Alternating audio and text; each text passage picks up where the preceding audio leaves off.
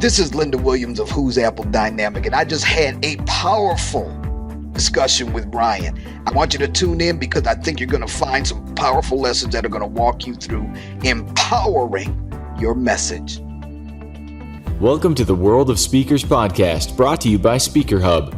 In each episode, we interview a professional speaker and reveal their very best tips and tricks. You'll learn to improve your presentation skills, keep your audience engaged, and learn how to grow your business to get more gigs and make more money. Here's your host, Ryan Foland. Hello, everybody, and welcome back. This is Ryan, and yes, you are listening to the World of Speakers, and today we are talking with someone who is not only motivational, not only inspirational, but somebody who has written and put together their knowledge for the world out there on stages all over the place. So, ladies and gentlemen, we have Linda Williams with us today. Linda, how are you? Ryan, I'm honored over here to get the opportunity to speak with you today. So I'm doing real well, my friend. Awesome. Now, as I was mentioning to you, haven't done a lot of cyber stalking on you. So I'm excited to fly by the seat of our pants as we get to know your story and how you've gotten to this place where you've gotten today. So where did it all begin? Did you know that this was your path? Ryan, as most people, you never know it. I always say destiny. It always surprises us. It never looks the way you think it will. I'll give you in a Reader Digest version what led me to this. Sure, let's do it. I'm a survivor of domestic violence. I've been a multiple rape survivor. I have wound up in a 16-year marriage to a man who, after our divorce, was convicted as a rapist and a sexual predator. All of this began as when I was a child and I had endured some molestation in my childhood. And one day my sister called me. It was December 5th, 2005, and said, Linda, you're going to write a book. Well, it struck a chord. My mother had said it sometime in the past too. But this was the clincher, Ryan. Okay. She said that book would only progress as I healed. Long story short, that was a 7-year, 6-day journey of writing that book as I shed layer after layer of trauma, some post-traumatic stress disorder. Now, that's good in itself, but when you recognize that I had no clue I was carrying all of that around, then you can imagine the blood, sweat, and tears that took me to walk through that 7-year journey. Wow. As a result of all of that, my vision cleared up and I began to get a clue as to what my whole purpose for being is. And the bottom line is this, Ryan, as we've all learned, the past is the past, dead weight. We can't do a darn thing about it. And the people who did us wrong, Ryan, even if we were expecting them to make it up to us, in their humanity and being here on earth like the rest of us, there's no way they can make that up to us. Right. So you know what I did? I decided I was going to make it count. I'm going to make it count. I can't flip the script on what went on in the past. But what I decided I was going to do is, because the healing I came through brought me to a point where I could allow people to be raw and in the middle of the mess without it triggering me.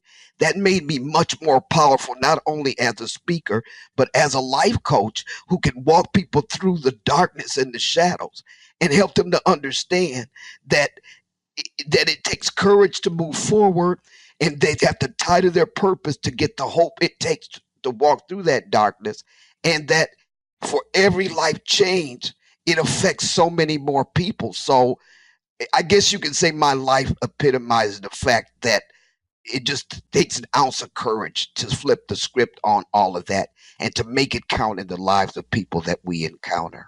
Wow. Well, you are definitely an inspiration. And so, major kudos and goosebump thoughts to you. As you were talking about that, it just makes me think to the fact that everyone to some extent has challenges, and they might not be as extreme as domestic violence or as just terrible as rape. But it sounds like your message is one not of specific to those. That's your story. Right. But you've taken this as an opportunity to really empower people with their ability to deal with, to create clarity. And that's an interesting point you talked about, is in this 7 years and 6 days, you became more clear, not only of what happened to you, but of why you were here. And I think that's a universal trait that not everybody has the opportunity to have to face, right? And that's so well said. I like the word universal. See, what it boils down to is Human beings. That's one thing we all share, whether you're atheist, Christian, Muslim, no matter what culture you come from, the color of your skin. The truth of the matter is, whether people want to accept it or not, is that every person walking this earth breathing shares one thing: humanity, our humanity. And as a trained and educated psychotherapist, I understand the basic human dynamics that multiple decades of sound behavioral science have taught us. And as a born again Christian, I see how we've been missing it in the church because we've been ignoring that sound behavioral science. And so, any platform I come from, Ryan, whether it's in organizations or corporate world, or whether I'm speaking in churches, whatever platform I come from, the basic premise of our humanity is the foundation of what I have to say. Now, that message can be flipped and twisted and remolded for the particular situation, but that's the power of my platform. And when you add in the fact that I am just transparent, I get it all the time. Linda, you're so real. Well, by now, after 7 years and 6 days, Ryan, what have I got to hide? Most of it's in the doggone book. Feel me? Right. And I'm right up there. Look, I wrote the book on Stuck on Stupid. I have been there. And I always tell my clients and my audiences this: the things that I'm teaching here have nothing to do with all of the degrees that are hanging on the wall behind me, because the fact of the matter is that when I was getting those degrees in psychotherapy, my life was a shambles, and I never connected the two in all those years I was in school. I didn't see myself on the pages of those textbooks. I hadn't. Those very dynamics were playing out in my head and in my life. And so that's the insidiousness of this matter. We do not see how our mindsets are completely sidetracking our destinies. And I know it from both the experience side and I know it from the book knowledge side. So that's the power of my platform. And what's interesting is that this idea of it not being something, the degrees that you earn, and even when you were earning the degrees, you didn't really see that connectivity. At what point did things really connect? Was it when somebody told you you were going to write a book? Was it along the 7-year, 6-day process? Is it after the fact? Like, where did those worlds collide for you? While I wrote the book, Brian. Wow, yeah, during that process. Okay. I mean, that was a serious blood, sweat, and tears in the floor on my face, crying sometimes. Yeah. Process. And it wasn't easy. Now, during that process, were you also talking, or really did your speaking happen after the book, going around talking about it? Tell us about your experience with speaking. And I mean, it's got to be difficult to come to terms with your story and then feel comfortable sharing it on top of that. Look, I was clueless, okay? Okay. Just be honest with you. I was clueless at the doggone helm the whole time I was healing, okay? Right. That's the key here. That's my message, Ryan. That you lose vision when you lose hope. And without vision, you cannot see your purpose, okay? And so, because that's such a slow, gradual loss of hope, I liken it to falling asleep behind the wheel. Now, I've done that a few times in my life, okay? I think we've all been a little the head nod that when you're like, no, I can never believe that we're driving and we're actually falling asleep when we know it's the worst thing possible, but just like you can't fight it sometimes. Right, and you don't know you're asleep till you're waking up. You don't know you falling asleep until you're waking up. That's good. And so that's what the message is here. It wakes people up to first the fact that they had lost hope. Yeah. And the hope that they need to move forward comes in understanding that you get to choose. Yes, your life, the stories you think are too true to tell, the stories you have tell, the stories you've forgotten become the scripts by which you are living your life. And guess what? I'm handing you the pen here. Let's rewrite that story. Okay. I like this. That's the hope. The stories that are true to tell. Too true to tell. And that's really a crux that I think a lot of people deal with, because if you're a speaker and you're an expert and you're on a stage, sometimes people still don't want to tell the stories that are too true to be told. And that's really where the connection comes from the audience. There you go. How important is this? Is like the modern day tongue twister that we're going to establish here, right? Yeah. How important is it as a speaker to connect with your audience by telling stories that are too true to tell? Bottom line is this: you can't even tell those stories until you walk through the type of healing that I went through. So it's about inside out. Now, healing, you have to first recognize you got a problem to understand you are the problem. Okay. And when I was walking around before I walked through this process, Ryan, I didn't know that I had a doggone problem.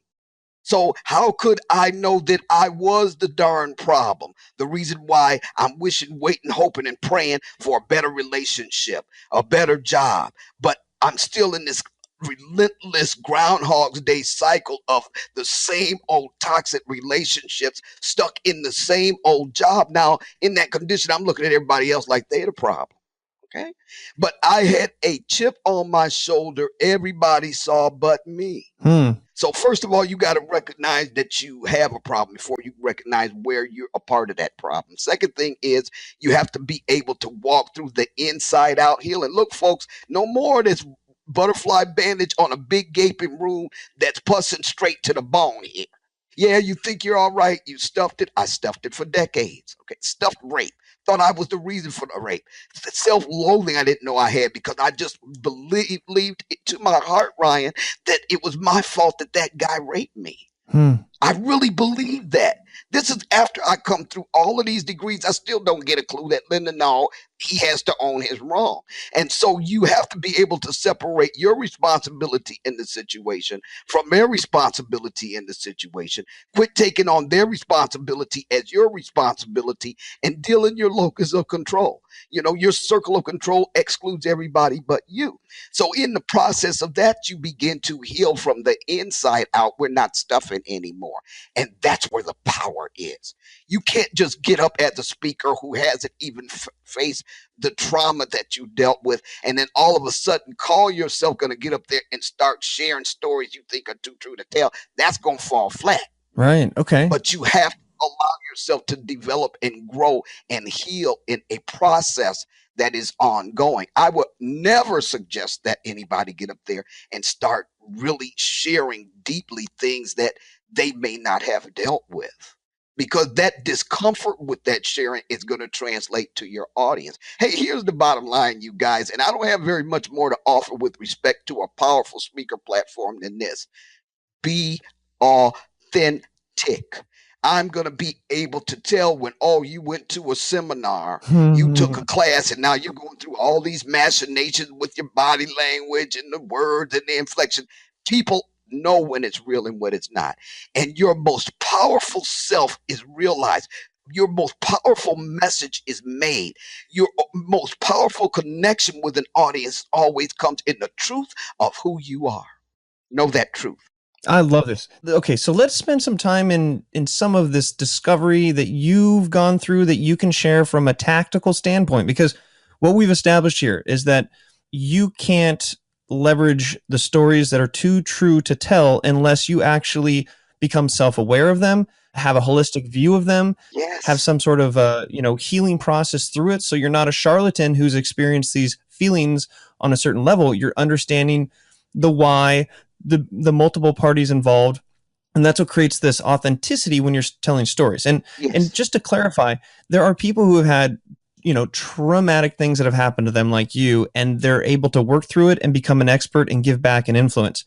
There are other people who maybe haven't had traumatic experiences from that level playing ground, but maybe they've had businesses that have failed, or maybe they've had life experiences that are disheartening, or they've had trust issues, or people have left them, or friends and family close to them have died, which have led to revelation. So in this conversation, when we talk about this idea of authenticity, are you saying that it is really a universal element of humanity, right? It's not these tools that we're going to go through to really tap into the process of discovering your authentic stories. It's not just for people that have gone through traumatic, it's really life experiences, right? Yes, that's your platform. Yes. Okay.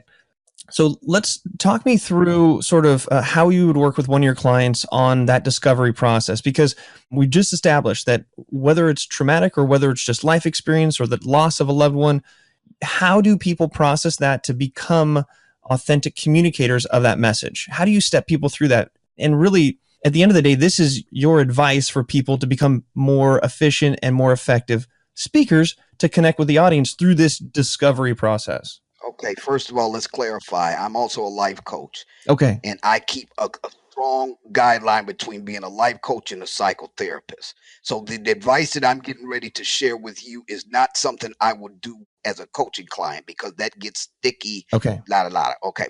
And as a coaching client, you have to really like you're working with that person individually. So if we're speaking about this larger, as I like you mentioned, the body of practice over the last however many years, we're really focusing on these things. It's not like an individual person you're sitting with. These are humanistic journey. We're going to take people and help them become more human. Yeah.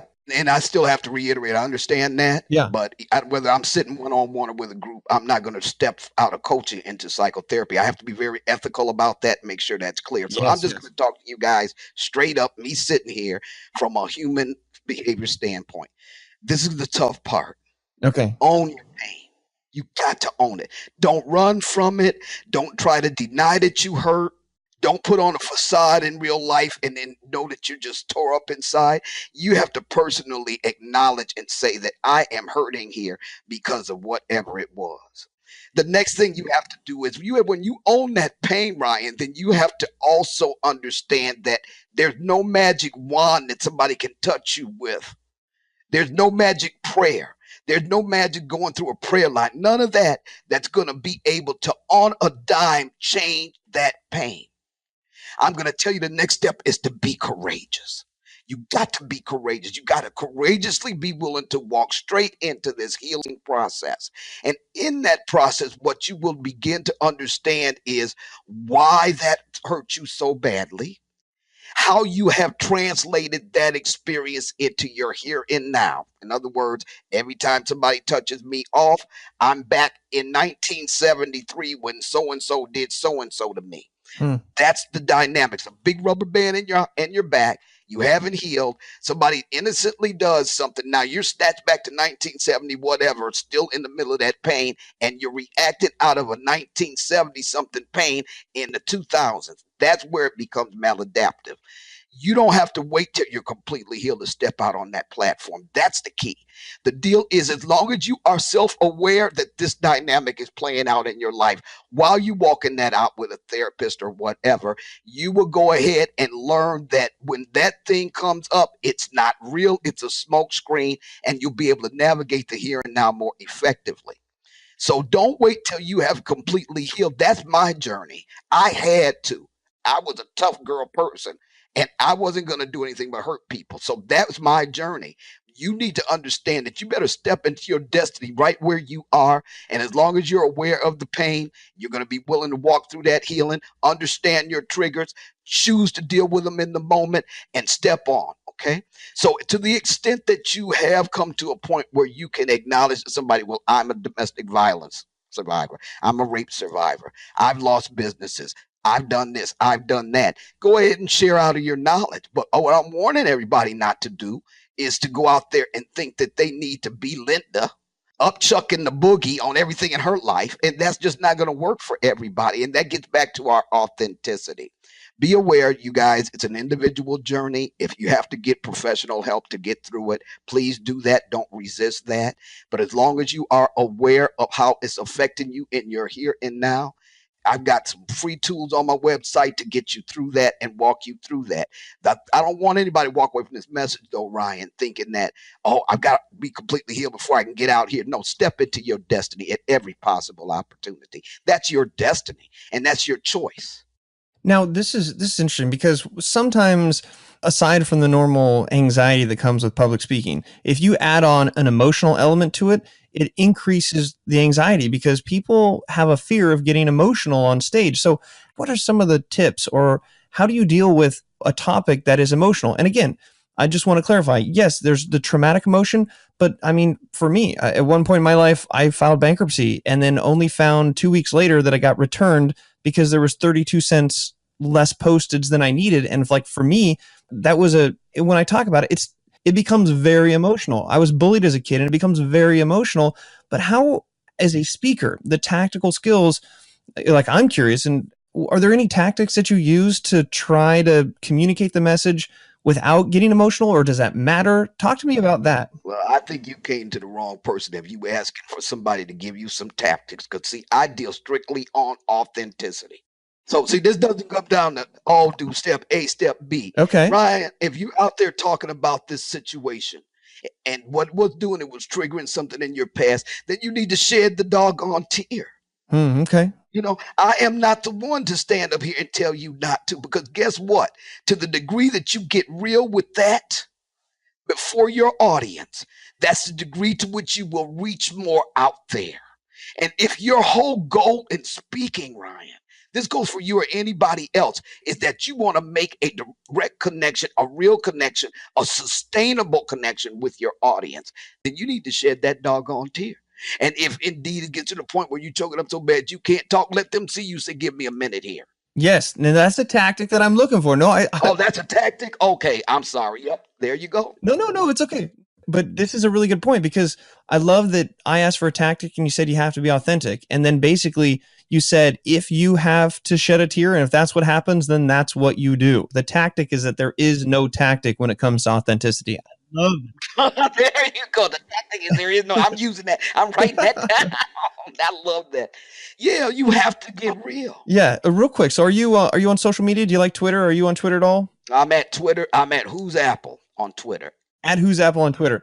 Okay, so I'm going to challenge. I like to challenge people on the show. So if something that we're talking about here is resonating, and this idea that the tactic to being authentic is that there is no tactic, go ahead and tweet us out there. Listen to this. When you listen to this podcast, stop real quick and tweet that out there. I'm at Ryan Foland, and you are at what now?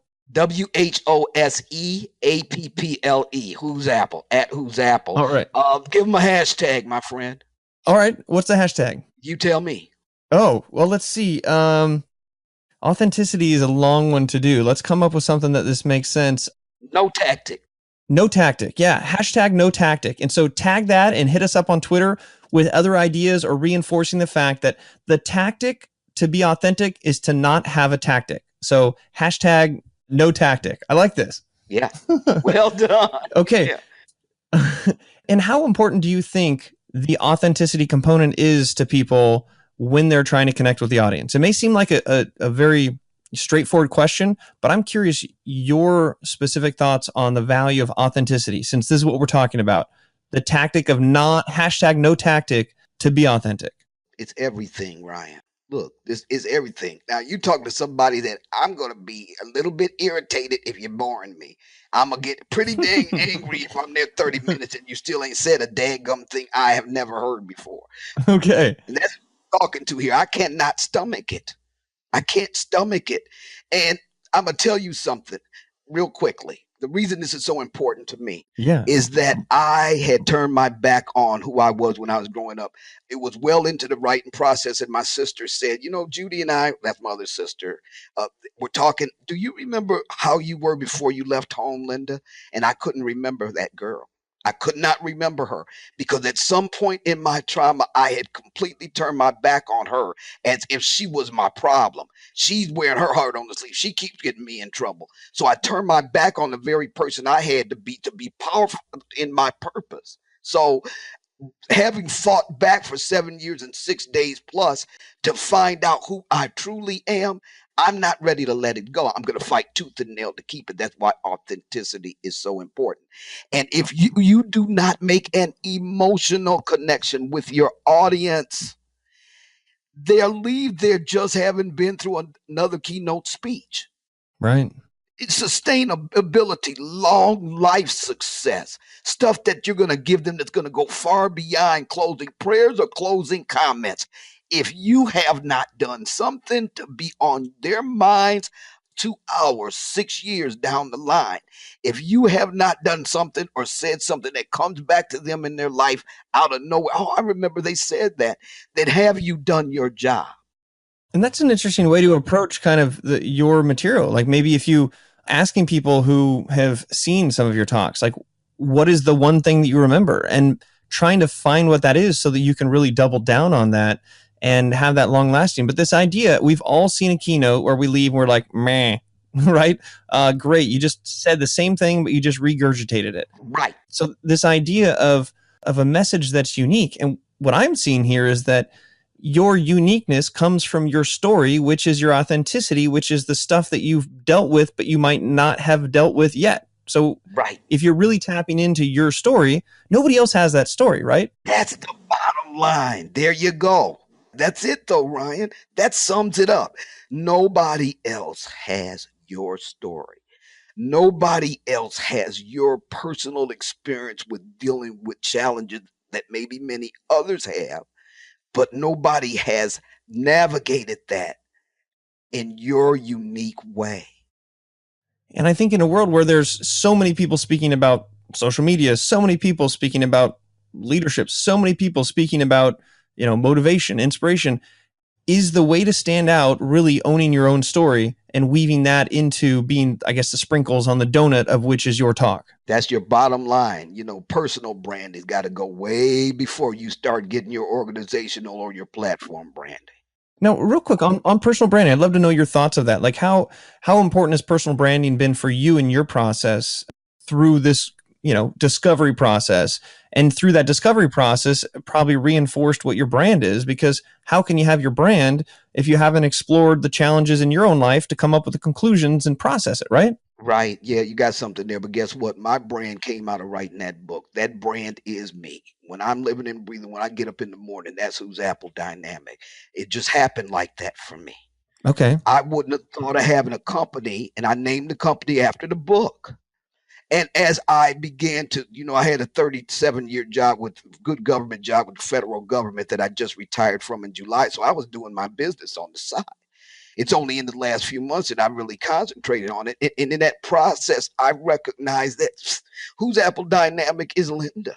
It just is, because I didn't go through, I'm going to brand myself, yada, yada, yada. It evolved as I evolved. So I can honestly say that when somebody sees that purple and that black, if they see the words who's Apple, if they see me on a YouTube, I'm talking to everybody like I'm talking to you right now.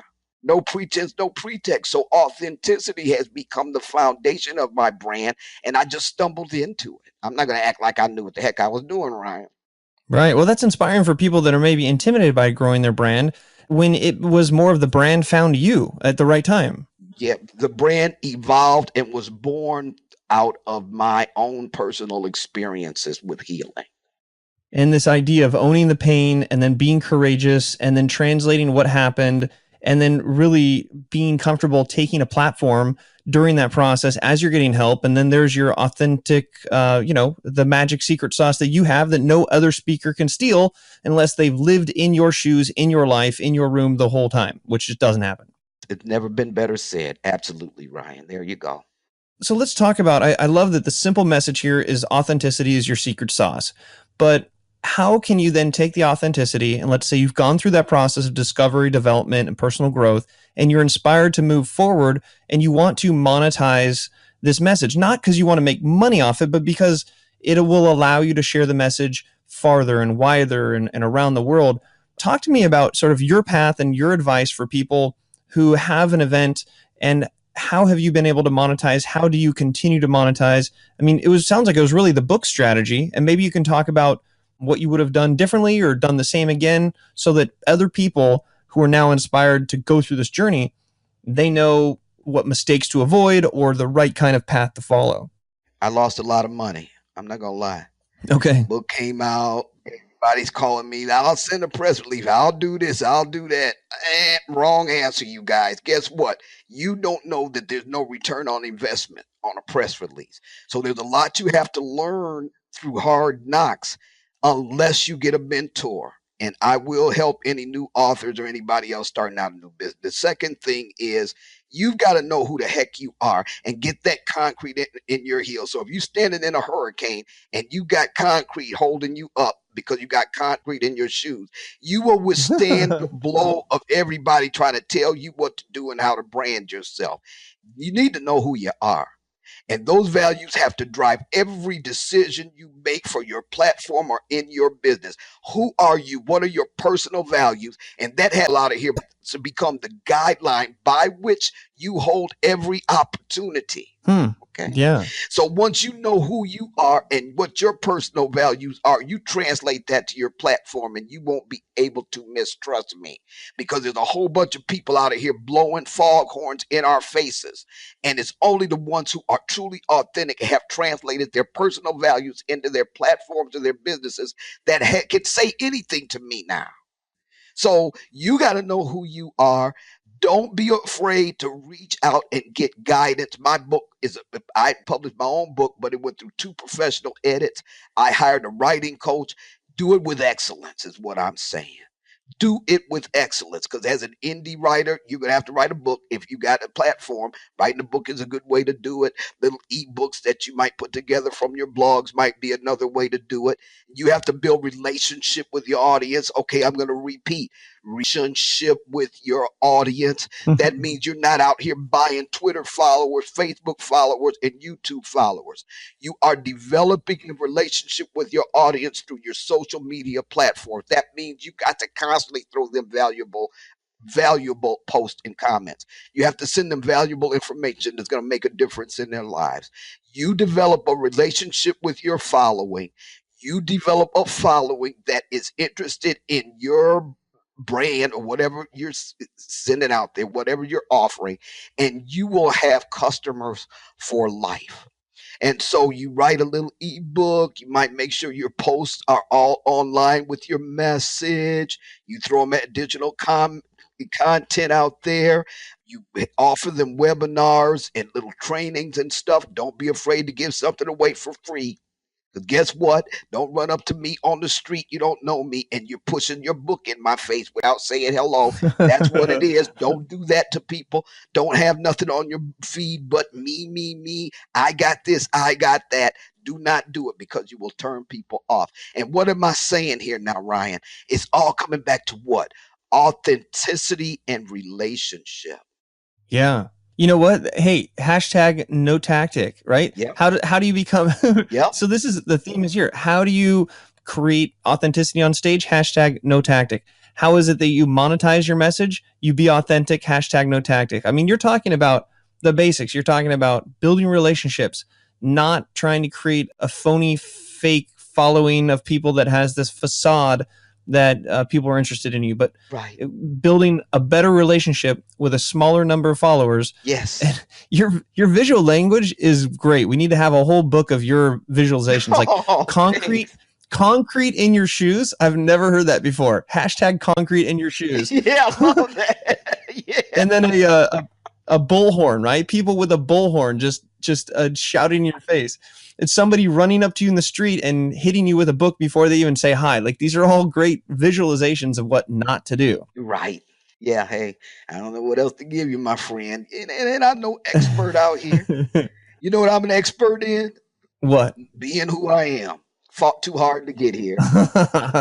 I love that. And I think that other people have that ability to channel that, but they just might not be doing it because there's this idea that there's a certain way to do things and not others. But for me, it's kind of like think of like a follow the leader, right? Where Yes. definitely on stage, there are best practices and people are following best practices.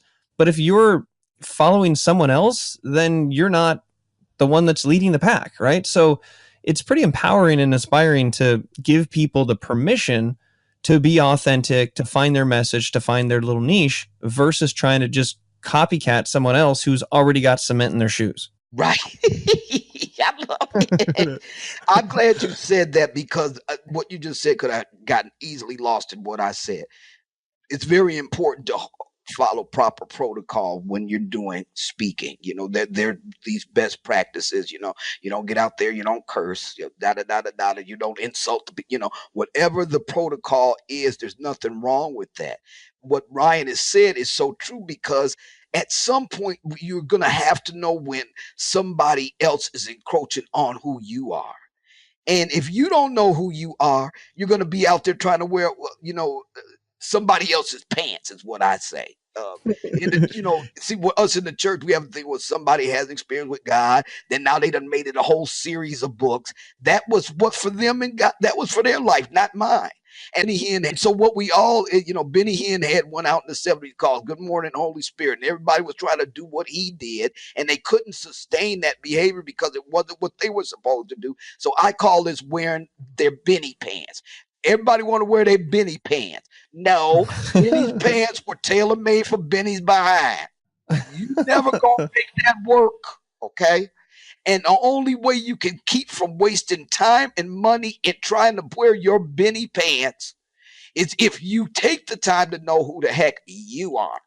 Yes, I love it. So I want to bridge a conversation. I'm comfortable bridging with you, and it's a very timely, relevant. Just from your experience, there seems to now be a lot of public dialogue about sexual harassment, about individuals in power that are taking advantage, real world things that are coming out after decades. And, it's tragic, but it's also empowering that it is top of conversation. And I think that, the platform of a stage is so powerful. But what is your advice to women who have gone through sexual harassment and who have gone through these challenges that is their authentic self? It's part of their story. But, what is your advice on including and incorporating this message of women empowerment and, righting things that are wrong without really getting stigmatized to that? Because I think it's such an important topic. But what is your advice from someone who speaks about it from this authentic point? And you've got your probably cement high heels, right? I can see you in high heels or whatever. Yeah. But speak to the women out there who this concept is part of who they really are. It's something that they've experienced or something that they're passionate about. Women who want to help other women overcome what's happening or changing the status quo. What's our advice to them and their ability to use their voice as a message to change things for the better?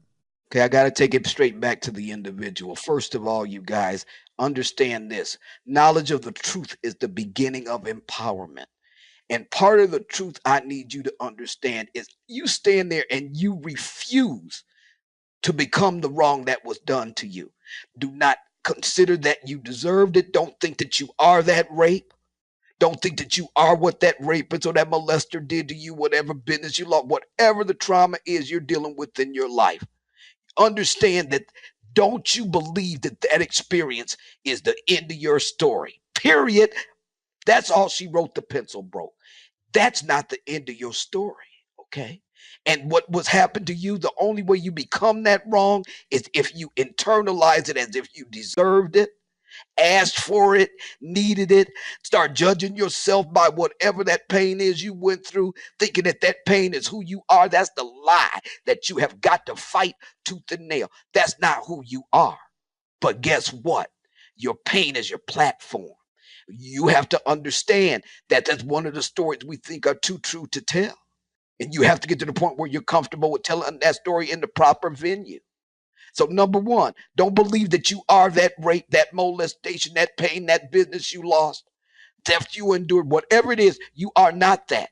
And the fear that comes out of that, don't you believe that that fear is the end of your story. This is only the beginning, okay? And so make the decision today. I'm going to make that count. How do you make that count? You take what you learn, you take your experiences, you empower yourself with that truth, you determine who the heck you are, and that's who you are no matter what storms come your way. And then you go ahead and whether it's write a book, whether it's write an ebook, whether it's doing little live periscopes, whatever it is, whatever you can do to meet other people in the middle of that pain right where they are, you do it. Everything else will fall into place. See, because we got to come out of our purpose, Ryan. We got to come out of the reason we breathe, the reason we're here. There's a reason that you're here. And so as long as we allow ourselves to be duped that the fear is the end of our story, to be duped that we are or deserve whatever wrong happened to us, we will never move into the hope and the vision that we need to make our purpose a reality and not just our lives, but everybody else's life.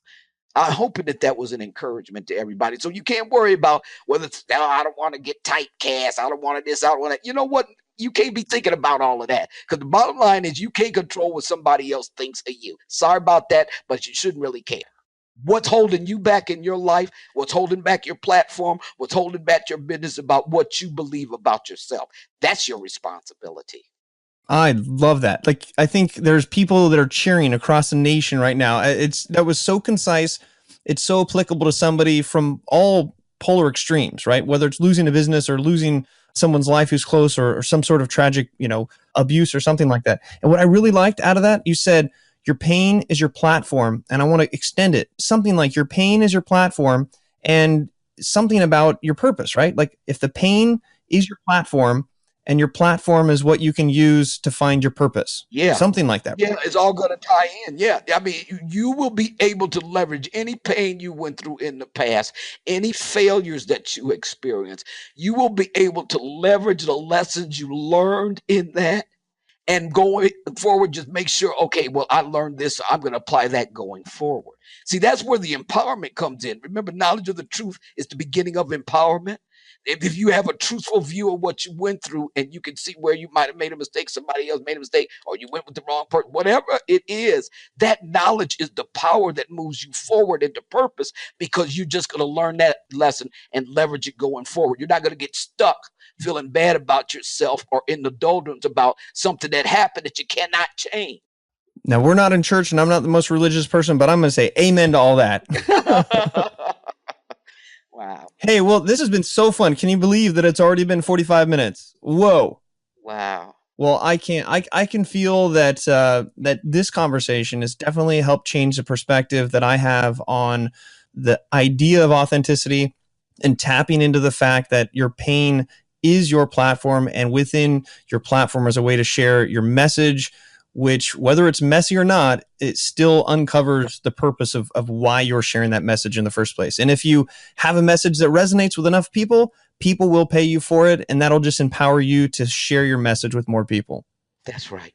Oh, wow. I feel like we need to go take like a walk in nature and just like let all this process. Right. So here's my challenge to anybody listening to this. Like, shut down your phone, go for a walk, reflect on this, and really think back to what elements of your story you can dig into and own.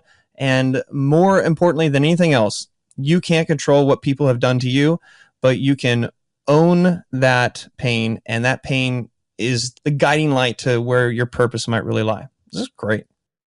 Oh, all right, Linda, if somebody wants to find you online, what's the best way to contact you, or where would you want to direct them? One Stop Shop, my friend, WHOSEAPPLE.org. Who's Apple.org. One Stop Shop. Awesome. Well, let's definitely make sure everybody checks that out. I'll show you some love on Twitter. I'm excited to have this be an episode that continuously keeps sharing, because this is evergreen content about how authenticity, at the end of the day, is the hashtag no tactic that you need to find your success on stage. It's been an honor, Ryan. I just love meeting you. Enjoyed our conversation. Thank you for the honor. All right. Well, we will see everybody back on the next World of Speakers podcast as we talk with world-class speakers who travel around the world, and you'll be there too. Adios, everybody. Bye, Linda. Bye.